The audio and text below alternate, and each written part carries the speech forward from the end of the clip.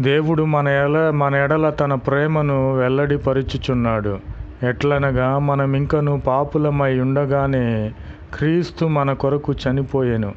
కాబట్టి తన ప్రేమను మనము ఎరిగి ఉండాలి. శ్రమల యందు ఓర్పు యందు ప్రభువులో నిలిచి ఉండినట్లయితే తన ప్రేమను మన ఎడల వెల్లడిపరిచి మనమింకను పాపులమై ఉండగానే ఆయన మన కొరకు చనిపోయెను గనుక మనము నిరీక్షణ శ్రమల యందు కూడా అతిశయపడాలి.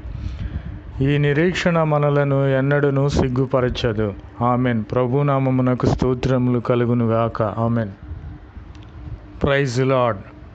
And hope does not make ashamed, because the love of God is shed abroad in our hearts by Holy Spirit, which has